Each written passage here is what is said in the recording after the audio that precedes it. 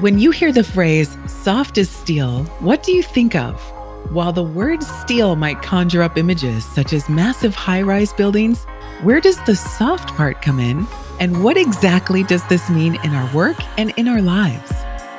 Welcome to the Soft as Steel podcast with your host, Dennis Duran, featuring engaging conversations with a wide range of industry leaders around soft skills, how we practice love, inclusion, social justice, and compassionate leadership that's everlasting in the workplace. And now, here's Dennis Duran. It's a real pleasure to welcome to the Soft as Steel podcast a young man, yes, I said young, who I have had the pleasure of knowing for several years. Nick Corilla is the Vice President of the Western Wall and Ceiling Contractors Association. In his own words, his job is to serve the contractor members and serve as a liaison between labor management and meet the needs of the contractor and labor community in the finishing trades. Nick is the second generation of his family to make his career in the construction industry. As is true for so many in the construction industry, particularly contractors, Nick works for his dad. He began his career in 2006 working for an architectural products company, and later in 2011 working for an association representing finishing trades contractors across the USA. Nick is the future. He's a millennial. He is passionate about bringing technology into wider and wider use and shaping the construction industry workforce. He is excited about inclusion, along with change that is happening at a faster and faster pace every day. Nick, welcome to the Soft as Steel podcast. Thank you, Dennis. Thank you. That's a great introduction. I thank you. Happy to be here. I'll send you a copy, and if you use it anywhere, please, I will get royalties. Thank you. Yeah, absolutely. I will credit you first, middle, and at the end. All right. So, as we could both probably guess, we know each other fairly well. And so there were hints, even in your introduction, about some of the things that I think is important for us to talk about.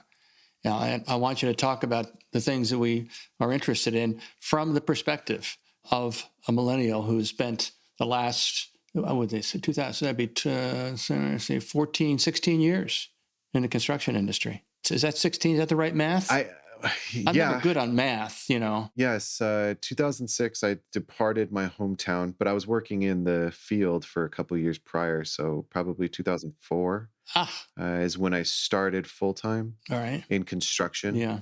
I have a photo, you say working with my father, I have a photo of me holding the end of the nozzle of a cement pump. We're standing at a brick wall, and I was 3 years old. Wow. So I have been around job sites. I think my father left a job site early, reluctantly, to go to my birth. Not reluctantly because he didn't want to see me, but because he knew he had time, and he wanted to get to the end of the wall so he could he knew he could stop comfortably. So it's construction is ever present in this household and this family. So, just for our listeners to understand, your dad literally, as we say, came up through the tools in the trade. Mm-hmm. And so when he talks about the things he talks about today in his role as your boss and serving those same contractors and others that I talked about in your introduction, he does it with the incredible strength of his direct, deep, and technical knowledge of the trades that he deals with every day for his members, which I think is pretty cool. Yeah, and then I don't have to learn anything. I can just ask him. So it saves me a lot of mental space. And I'm very fortunate to have him as a mentor. I like to challenge it a little bit. I don't like to say I work for him. I'm fortunate to work with him. It's a blessing daily. 5 years ago, I probably never would have been able to. You get a little bit of youthful arrogance. You think you're right. And then once the humility kind of settles in, I realize the opportunity I'm afforded, and I don't take it for granted. I'll tell you that. Yeah, you don't. Yeah. You don't, and you demonstrate it on a daily basis and with a good measure of humility how much you appreciate your origins and also to have your dad to work with. It's pretty cool. It's very cool. It's very cool.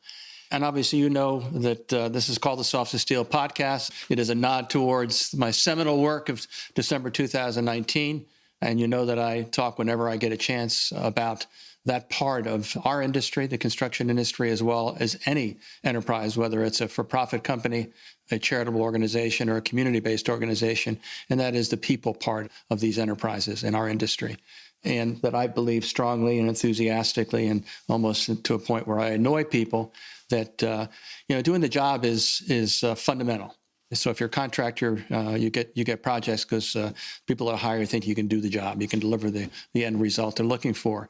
But how you do the job, in terms of how you relate to people, how you present yourself, how you represent the organization that you work for, by demonstrating what kind of a person you are, is really what wins the day, what allows relationships that start to continue to grow and to become long-term and mutually very, very fruitful relationships.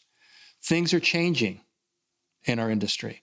And I alluded to that again in part of your introduction. As most millennials, you are comfortable with a couple of different things. And I touched on both of them. One, you're comfortable with the notion that everybody's different. So the idea of inclusion is not a big deal for millennials, other than the fact that I think they get impatient with us of the baby boomer generation when we pause on that and say, well, I don't know about that. I know they're talking about it all the time, but I'm just not sure. So that's the inclusion piece. The other part is technology. And I had a wonderful conversation with the CEO of an engineering and construction management firm out of Seattle, Washington. And one of the points that he made, it was kind of like the finishing comment in our conversation, that technology is here to stay.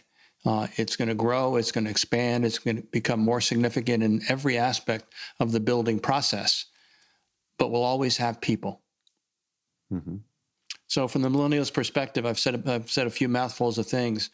What are your thoughts about, where we are and this whole notion of recognizing the importance of people in our business, in our day-to-day lives? Man, I got to try to fractionalize that so I can talk about it, because that's basically the entire theme of our entire industry as where we are and what we're doing. So I think what I'll try to talk about first in my perspective is feeling as the young individual in the room, and then identifying it, and then finding ways to balance the multi-generational environment. In the construction industry, if you're 35 to 40, sometimes, you creep up into your mid 40s, that's still considered a young professional in our world. When you sit into the room of the decision makers, in the specialty subcontractor community, the general contracting community, I think, is aging lower. Its aggregate age has started to reduce, and that's a concerted effort through recruitment in colleges. And then once there's kind of this group, they start to recruit their peers. But the specialty subcontractor community still has somewhat of an older demographic. So you feel younger. But then if I were to go compare myself to, say, the fashion industry or the digital communications industry, I'm old. I don't even know what's cool now. I'm learning daily that I think I have a pulse on things. I just learned about a new social media like a week ago and tried to get on it, and it was of no interest to me. So I'm already aged out of of a few things. But when we talk so much in this world about the need to recruit and the need to get the young people into the room, and we focus on it and we make it our focus, but it's an evergreen situation forever. I remember seeing a Time magazine cover, and it was something about the boomers replacing themselves with Gen X, and how Gen X is aloof and they don't know much, and it's like, are we doomed kind of thing. And then the millennials got that same thing when the boomers realized there's as many millennials as there are boomers, which there should have been comfort, because that gives a little bit of a safety net, because Gen X was so much smaller than the baby boomers. You're looking at Social Security, you're looking at Medicare. There's got to be another community coming up to fund those public services. But then the millennials came in, a little sigh of relief. We've got a generation that we can go possibly one for one. So that big stroke going into our industry, I believe that we are in it.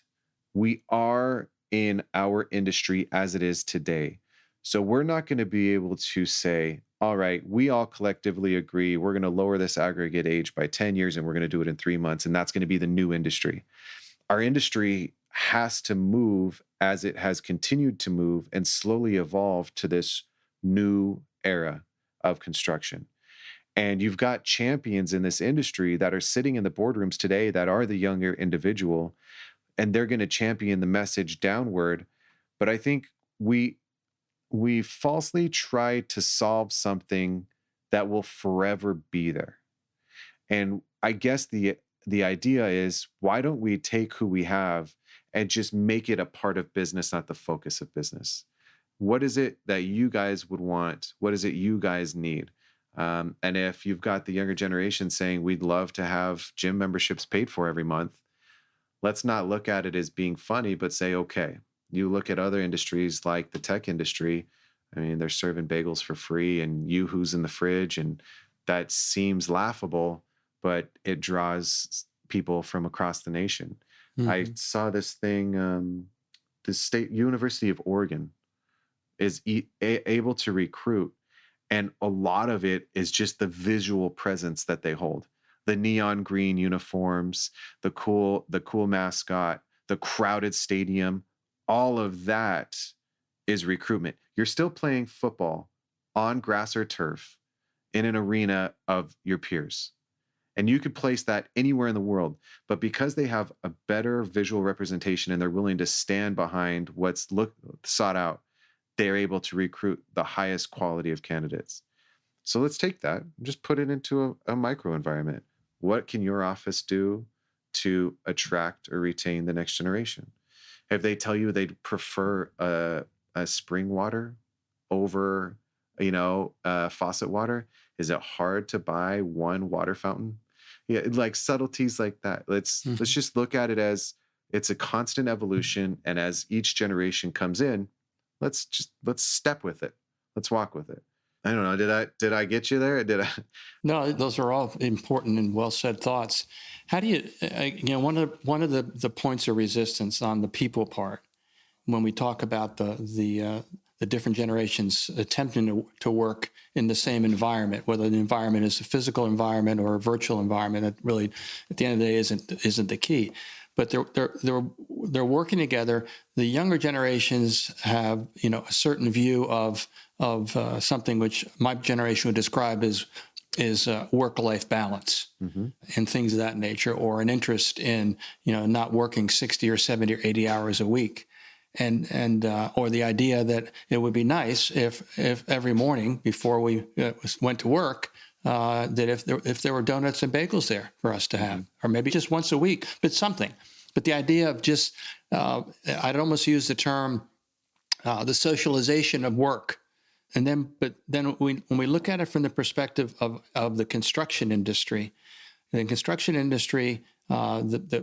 view continues to be work is done in a physical workspace. And even if it isn't all of the work, that's what we know about. And when we're trying to attract people to the construction industry, we have to try to paint a picture that doesn't look as hard from a physical labor standpoint, and that there are flexibilities built into it, that it is not simply you arrive at 7, you leave at 4, you get a 15-minute break in the morning, a 15-minute break in the afternoon, and 45 minutes for lunch, or whatever it may be in terms of work rules and practices. In the tech world, you use that as an example, and I'm aware of from knowing some things about Google and what their workplace is like, right on down to game machines and pool tables and lounges and all this other kind of stuff. But then those folks, when they finish lounging, they open up their laptop and they continue to work, or they go to a standing desk, or they go to another place that is beautiful and has flowers and plants, and they do productive work. In construction, when you get into the field, which is, again, we build things in the construction industry, right? I mean, I think you and I both understand it fully. Whether it's the foundations, the walls, we build stuff, and we do it with our hands. But now, because of technology, we're finding ways that we can leverage the human power with machines of different types. You see how I'm struggling as a boomer to explain what that looks like, so that as we think about, and it's just an important part of your service to your contractors. I heard a talk recently where the speaker said there is not the idea of a workforce problem in the construction industry is not accurate. Workforce issues are a characteristic of the construction industry and probably every other industry as well. And when I heard that, I said, I'd never heard it said that way ever. And it immediately made sense to me.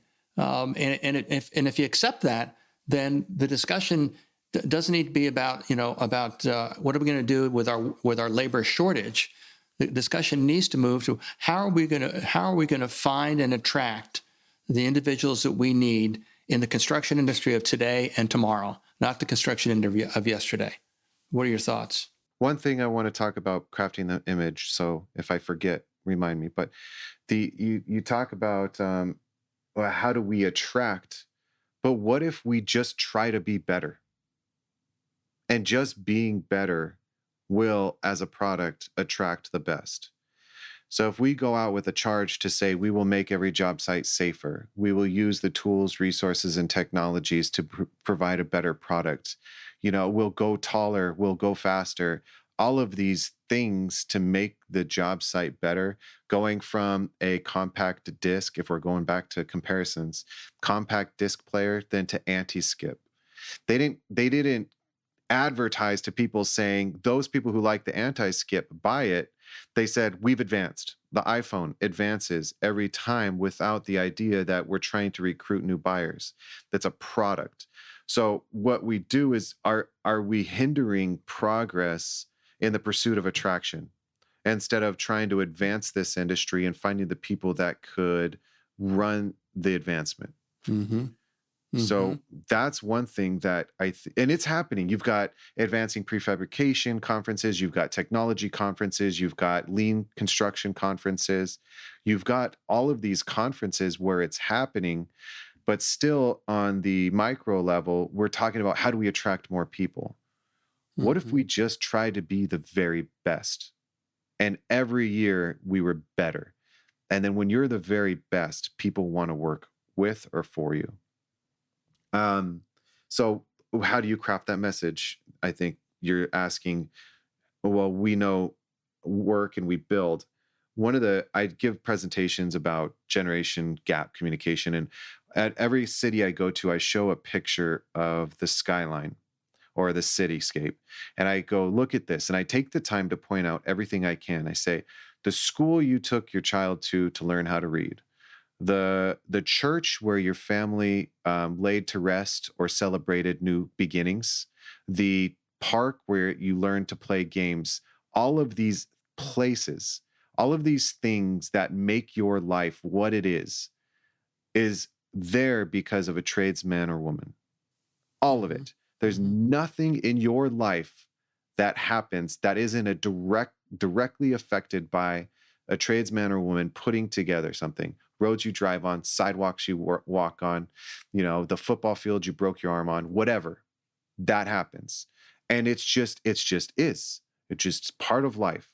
And we focus, when you go into a building, it's cool to see the shiny floors and the beautiful paintings, but everybody takes for granted the studs that were stood up, the underlayment, the front loading, the engineering, the Apple. So Apple, I saw a span of glass, like the Apple campus, 75 linear foot glass that's applied in a vertical fashion, and we just look at it and go, "Oh, that's cool." I'm saying, what?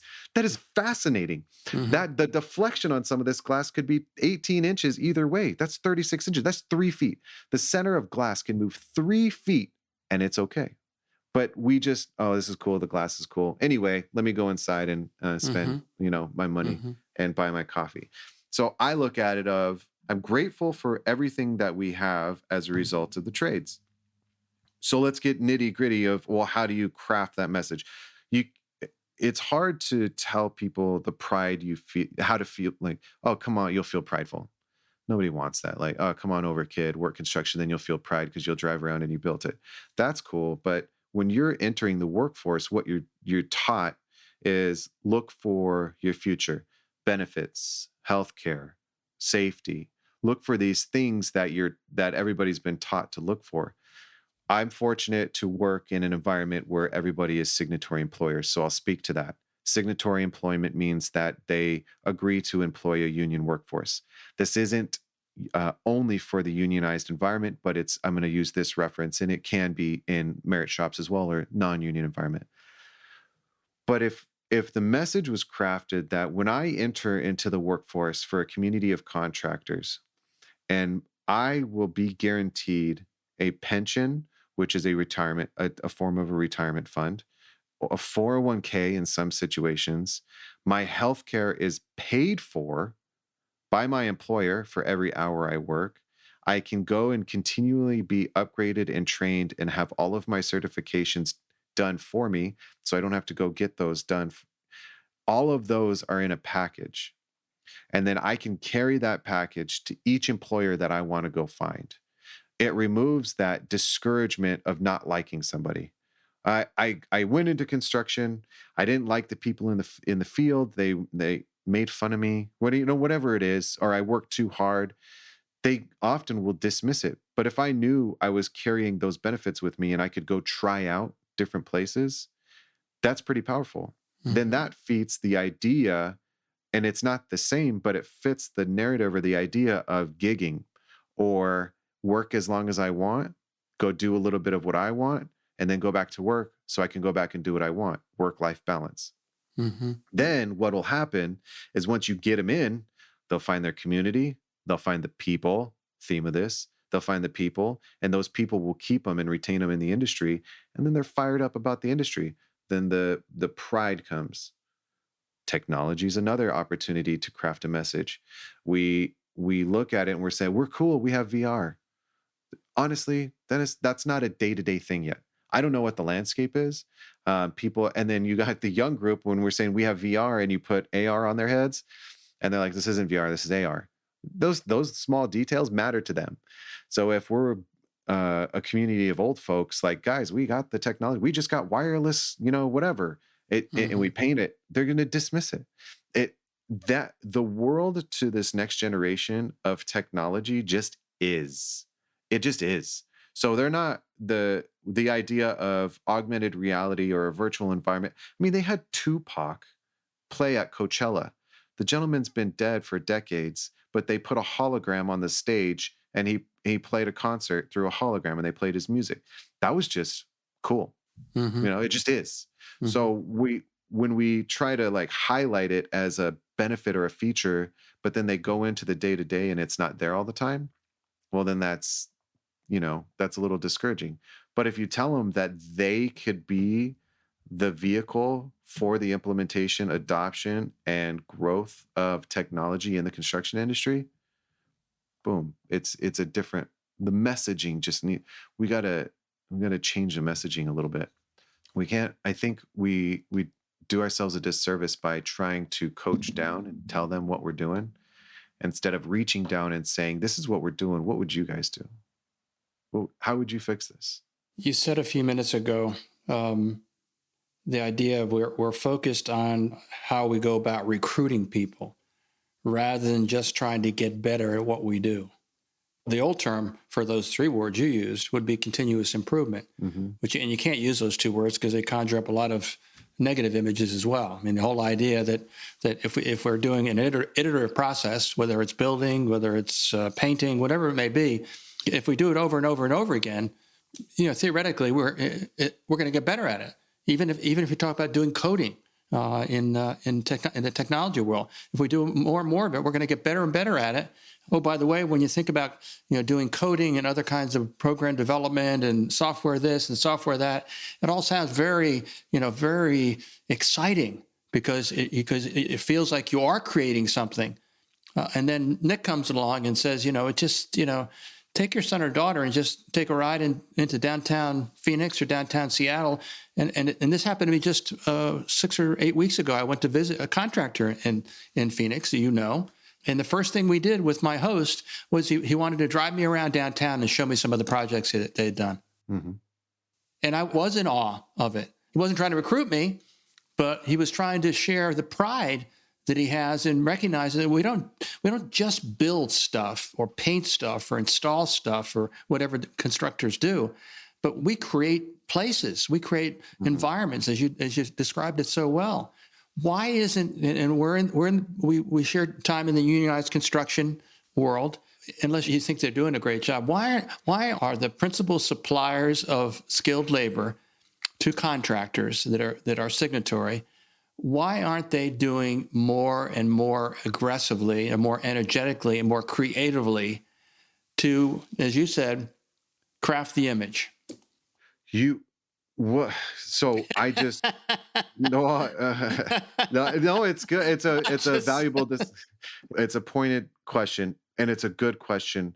I just spent some time kind of fantasizing about how we should be doing everything, but I don't want to just leapfrog over the centuries that got us to where we are. We still have a debt of gratitude to all of the effort to take us where we were. When we went from hand applied interior gypsum to sheets of gypsum, drywall, that was a massive technology upset in this world.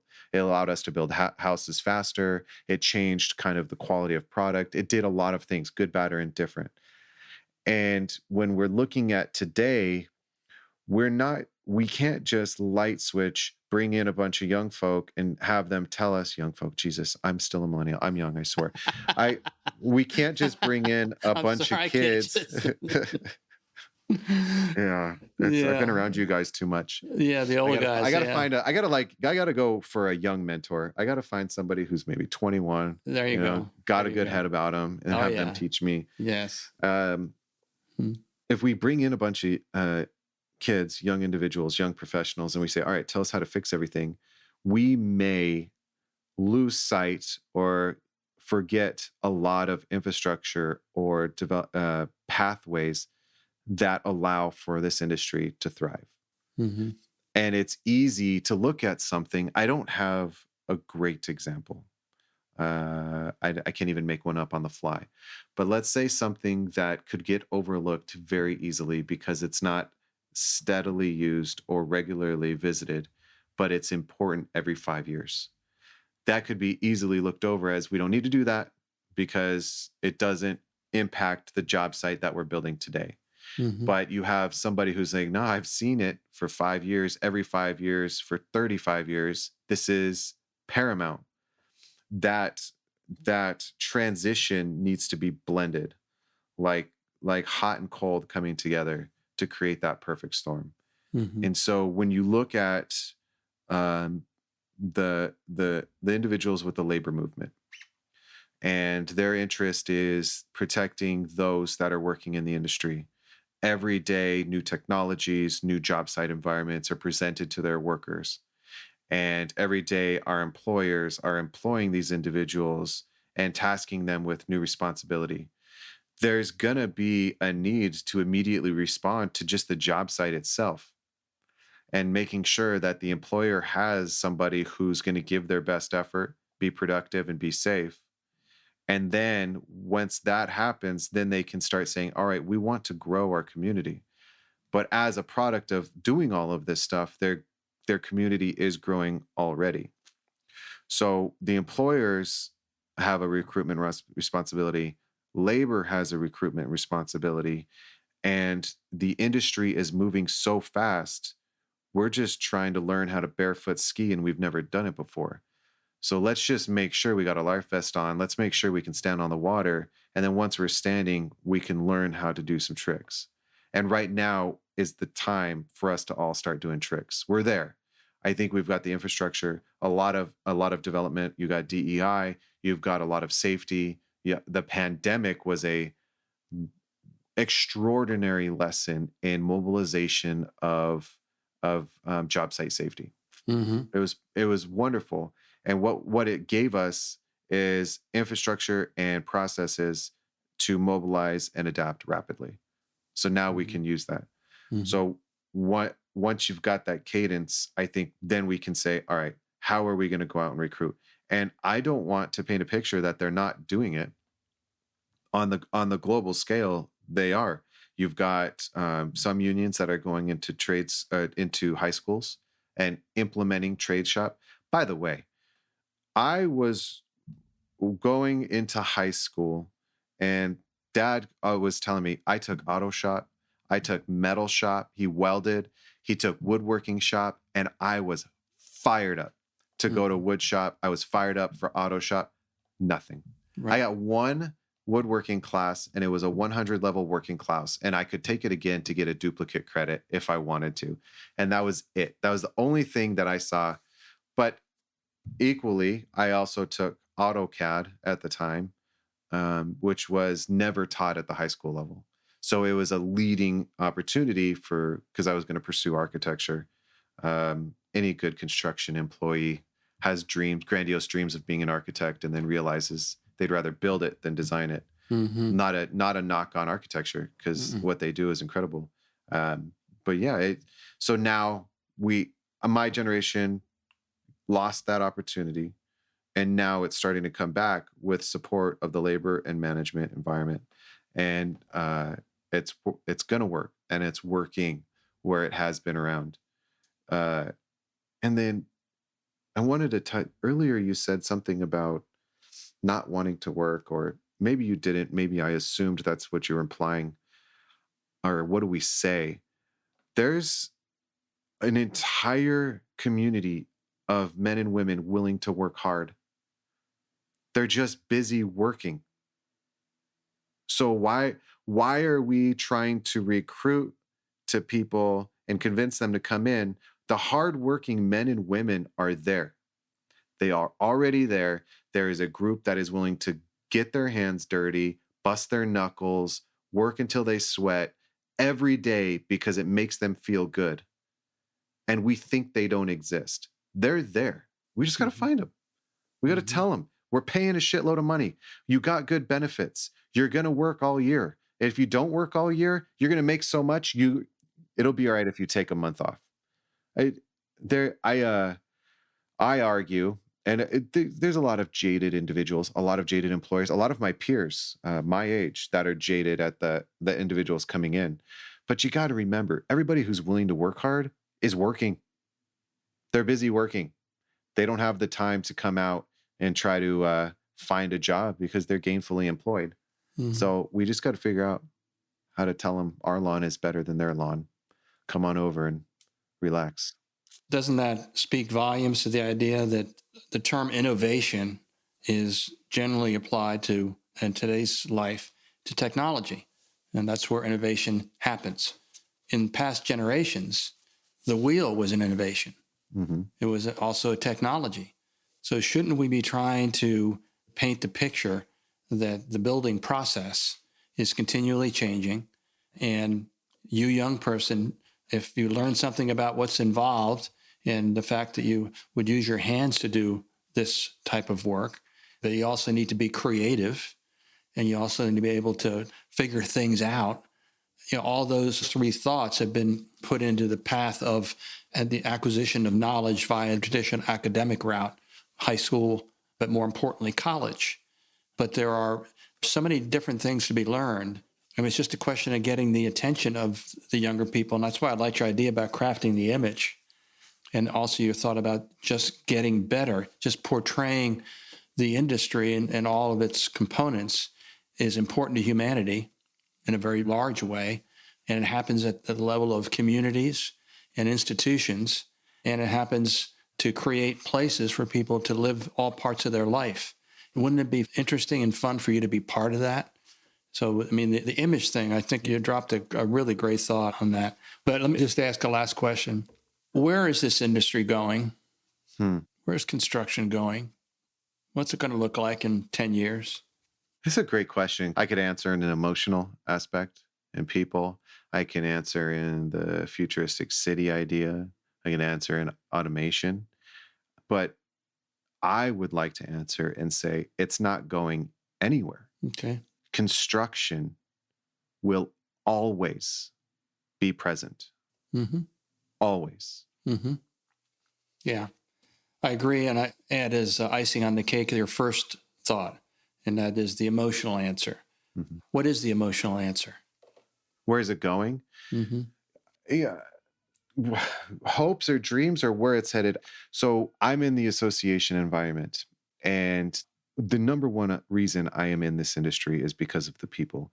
Everything I have ever done as a direct result of being guided by, coached, working with people. I love people and I love this industry and everybody that's in it.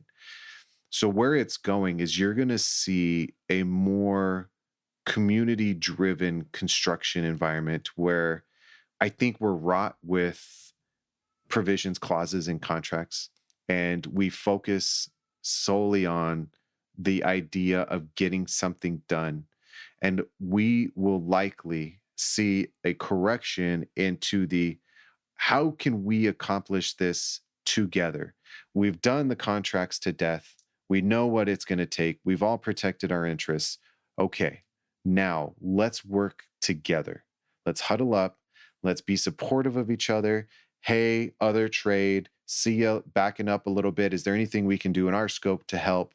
It'll just be a more open communication environment on sites. And that's going to go from the apprentice all the way to the superintendent. It will always be veiled in curse words, assumptions, a ragged, rough edge. That's just who you are or what is in construction. So I'm not painting this like rosy kind of, hey man, peace sign environment on a job site. No, I'm painting a more open communication for success together. And a lot of people are probably listening right now and going, yeah, Nick, we do that already, dude. What do you mean?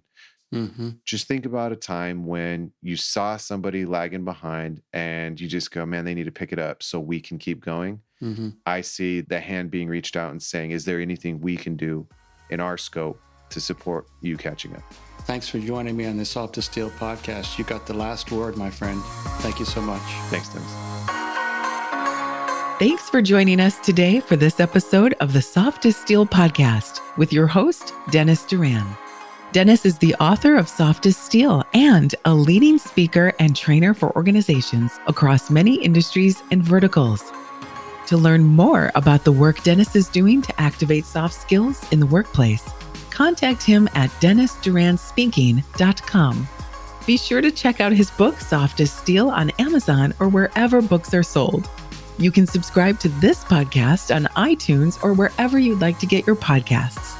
And please remember to share this episode with your friends, colleagues, and anyone you feel would benefit from the conversation.